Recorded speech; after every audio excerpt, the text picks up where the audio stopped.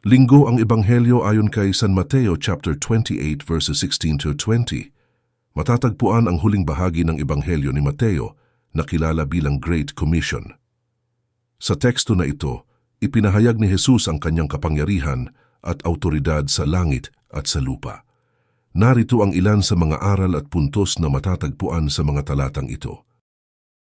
Una, autoridad ng Panginoon. Sa verse 18, ipinahayag ni Jesus ang kanyang autoridad sa langit at sa lupa. Ipinapakita nito na siya ay may kapangyarihan sa lahat ng bagay at dapat sundin at sambahin ng lahat ng tao. Pangalawa, paghahanda sa misyon. Sa verse 19, ipinag-utos ni Jesus sa kanyang mga alagad na magturo ng Ebanghelyo sa lahat ng bansa at magbinyag sa pangalan ng Ama, Anak at Espiritu Santo. Ito ay nagpapakita ng kahalagahan ng pagpapalaganap ng salita ng Diyos sa buong mundo. Pangatlo, pananalig at pagtitiwala. Ang mga alagad ay tinuruan ni Jesus na magtitiwala sa Kanya at sa Kanyang pangako na siya ay laging kasama hanggang sa wakas ng panahon. Ito ay nagbibigay ng lakas at sigla sa mga sumusunod sa Kanya. Pang-apat, pagiging disipulo.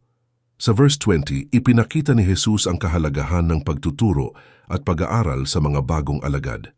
Ang mga disipulo ay tinuruan na sundan at tupdin ang kanyang mga utos upang maging tunay na mga alagad niya. Sa kabuuan, ang Ebanghelyo ay naglalaman ng mga aral at puntos na nagpapakita ng una, autoridad. Pangalawa, misyon ni Jesus. Pangatlo, ang kahalagahan ng pananampalataya. At pang-apat, pagtitiwala, pati na rin ang responsibilidad ng bawat Kristiyano na magbahagi ng Ebanghelyo at magturo ng mga bagong alagad. Thanks God, nawa nagustuhan niyo ang video ang Ebanghelyo.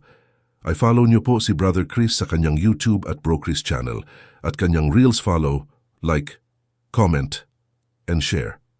Thanks for watching and listening. God bless you.